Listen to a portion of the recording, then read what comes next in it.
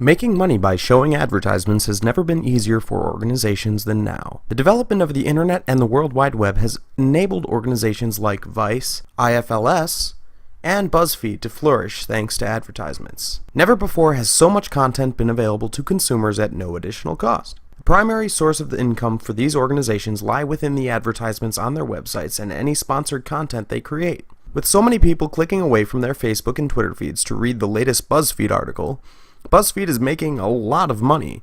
It's a chain reaction. The more people visiting BuzzFeed's website, the more eyes that see their advertisements, the more advertisers pay, the more money BuzzFeed makes, the more content BuzzFeed can provide, and the more people visiting BuzzFeed's website, and so on. Some smaller organizations are catching on to this trend, causing a bit of a stir within the news lately. The biggest issue, however, is credibility.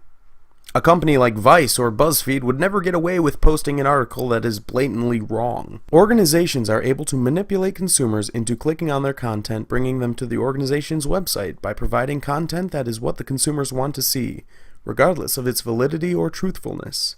Following the results of the presidential election, Huffington Post, a generally larger liberal media organization, recently published an article under the title of "Bernie Sanders Could Replace President Trump with Little-Known Loophole," which, for obvious reasons, caused a bit of a stir among consumers. Not only is the title of this article utterly false, but ironically, the overarching purpose of this article is actually to critique fake news as a whole. I went ahead and screenshotted what I saw when I clicked onto this article, and this is what I found. There's a lot to look at here and a lot to think about. Although the article itself is critiquing fake news and encouraging readers to be critical while reading news, this article was extremely successful due to the ironic title. 60,000 shares compared to the 1,000 to 7,000 that they typically receive on political articles.